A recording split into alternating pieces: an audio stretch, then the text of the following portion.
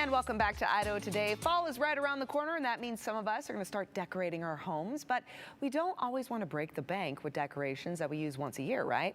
Well, lucky for you, we have a friend. Her name's Gina in Canyon County, and she showed us how to make our own decorations using some of the vegetables that we grow in our own garden. Check it out.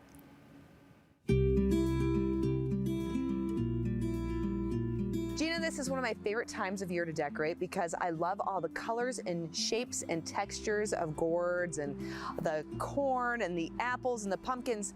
But the best part is that you can actually eat some of these decorations, right? Exactly. So it's kind of a two-for-one. Not some of them. Everything on here but the straw. I don't think you'd want to do a straw tea. Probably could, but let's not go there. So walk us through what we got here, because it is a cornucopia of amazing things. Of course, apples. Apples are so fun to decorate with because they come in such great colors. I have to ask you in the next basket, what do we have here? Because I do see, you see like Indian corn, decorating tables for Thanksgiving. Correct. But this actually has a bit of a purpose. This is popcorn. That's popcorn. This is popcorn. I've never made popcorn off of a cob. Yep, this is how popcorn grows. Okay. This was just harvested, so it needs to cure down a little bit. It needs to pull the moisture out of the kernel. It's a fun item to have.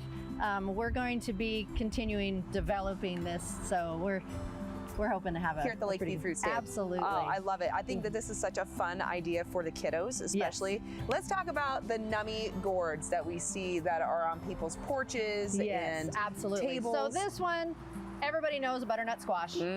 So really awesome to eat, roast them, soup, all kinds of things with butternut squashes. Those are great.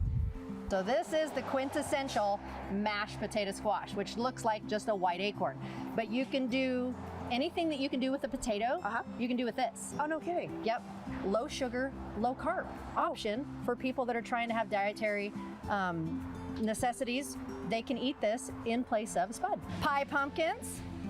Always good. So explain the difference between pumpkins though, because I see the pie pumpkins, then you also have the regular carving pumpkins. Okay, regular carving pumpkins. These are going to have more sugar in them. Okay. These are going to be a little bit sweeter. You can make the same things. You can eat a pumpkin that you carve and put on your porch. You can still eat that pumpkin because it is in the squash family. But these have a little bit more sugar. Okay. So they are what's called a pie pumpkin. So my husband's grandpa Jack always said the best way to make a pumpkin pie was to throw the pumpkin out and get a Hubbard squash.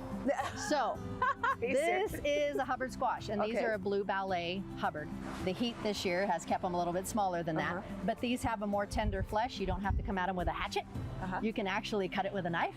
So the Hubbards actually make an amazing pumpkin pie. No way. And if you look at pie pumpkin in the can, it is a squash pumpkin mix. So here is my answer to the banana squash, which is the Guatemalan blue banana instead of the 40 or 50 pound regular banana. So this is the inferior cut. So again, roast it. And those are great. You can hack them up, clean them out, put them in the freezer, and then you can have them all year round. Yes, tell me about that pumpkin. This one right here actually isn't a pumpkin. This is called a Long Island cheese squash. Oh, like a wheel of cheese. Yeah, because it looks like a wheel of cheese. Okay. So this is a Long Island cheese squash. Great for soups, great for roasted. And then I'm seeing spaghetti squashes too, which I know are very popular. Spaghetti squash. This guy Great alternative, low carb, replacement for noodles. All right, and so as mentioned, these all make wonderful decorations, but we can eat them.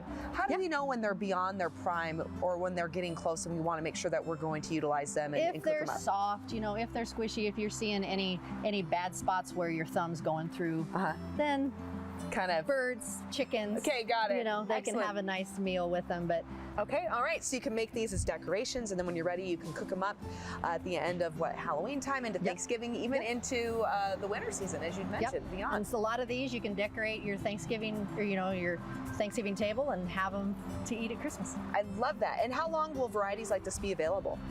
We'll close the fruit stand the 22nd of November. So as long as I have them in stock, and it just depends on how fast they sell. Get them while you can. Get them while you can. We're pulling them out of the garden. They need to cure for about a week, and then you can eat them. Excellent. Thank you so much, Gina. Thank you.